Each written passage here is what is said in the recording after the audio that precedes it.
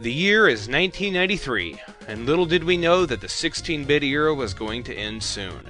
As we all were playing our Sega Genesis or SNES consoles, Atari was coming out with something new. It promised 4 times the power of our current consoles and prompted us to do the math. I'm talking about the Atari Jaguar, a console that is lost in history and was largely laughed at. While many people will debate if the Jaguar was actually 64-bit or 32-bit, I honestly could care less. In the grand scheme of things, I didn't know as a child what 16-bit meant on my Sega Genesis, and I didn't really care. What I do care about is if the games are fun, and is the platform going to be supported long enough for me to get my money's worth. Let's start by looking at the controller. Could there be any more buttons? Really, this thing is nuts! Not only do you have the 3 normal buttons, but you also have a full keypad like a telephone. Even odder is that the 3 normal buttons, A, B, C, are in reverse order. They're in the order of C, B, A. It was like that on the NES and SNES controllers, but playing the Genesis for so long has left me with the feeling that this is backwards. Now, the reason that the Jaguar has so many buttons is that you're supposed to shove in overlays to push the buttons, much like the Intellivision. But there's just one little problem. I don't own a single overlay. So every time I go to play a game, I have to mash the buttons and remember what they do. And having 15 buttons, it takes a while. These games are not really all that advanced. And I mean, is there any reason to have all those buttons? And looking online, some of the overlays, you don't even use all the buttons to the game. And not to mention, this thing is super bulky. It's thick, really thick, and it's hard to hold. The D-pad is hard to use. It has a slight dip in it, and it's just generally annoying. Your thumb goes sliding all over it. And don't even get me started on the controller cord. They even got that wrong. It's much more rigid than any other controller cord I've ever seen. If you think the controller's funny, take a look at the console. The cartridge slot looks just like a PCI slot on a computer motherboard. So at this point, you're probably wondering if we're going to be looking at any Jaguar games. And yes, we are. I have a small collection, and we're going to be looking at all of them. First up is Cybermorph. Sort of like Cybermorphidite. I don't know. Anyway, it's sort of like Star Fox, only crappier. Your ship morphs into different shapes. So, you pick a planet. Wait, was that Zool? Like in Ghostbusters? So you zoom around shooting, I don't know, balls or something. And that's what it sure looks like. Balls.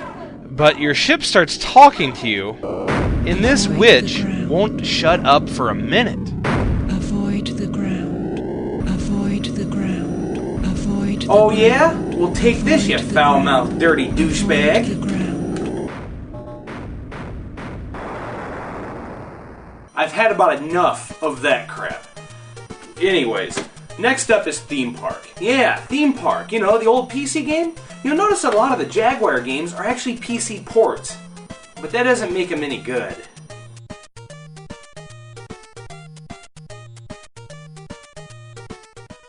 Ah, Theme Park. A very, very good game on the PC, but a piece of crap on Jaguar. Let's see here. Set up a new theme park, and enter your name. Are you kidding me? This is retarded and so slow. The map select screen is very cumbersome. I can't seem to get the cursor over to any of the dots. Come on! Come on! Finally! Jeez! Well, here is the Design a Park screen, and it's too complicated. All the number buttons I have to press. The stupid cursor keeps moving where I don't want it to, thanks to this miserable D-pad. Finally, I get the stupid build screen to pop up, and I think I'm just going to build this stupid castle with 4 dicks on it. Speaking of which, look at this perv on the bottom left-hand corner of the screen.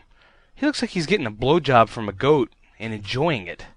You know what? Screw Theme Park. I mean, I love the PC version, but this Jaguar version it's for the dogs. Anyways, we're finally going to take a look at something fun. We're going to be looking at cannon fodder, and you know what? Don't wait till you see the whites of their eyes. Don't kid yourself, it'll be over by Christmas. Don't try to shut out the screams. And don't forget to wash your hands.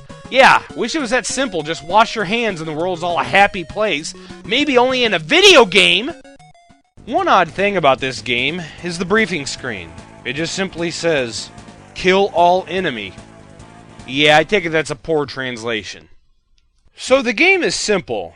Run around with your squad in the jungle and shoot all the bad guys. The graphics are crisp, the colors are vibrant, the controls are simple, and the soundtrack between levels is kickin'. Plus, it's fun to watch people explode into a pile of blood. Crossing the water is hard. Not only does it slow you down, but it makes your gunfire rate almost non-existent. It's kind of odd, really, that in the middle of a war zone that so many birds are flying around so happily. Kind of reminds me of playing Peggle.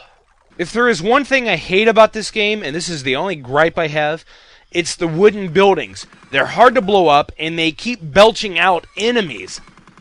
That's all the time I have for today. Be sure to check in on part 2 when I post it. We're going to be looking at one of the quietest versions of Doom and one of the most horrific Mortal Kombat clones ever produced. Good gaming, everybody.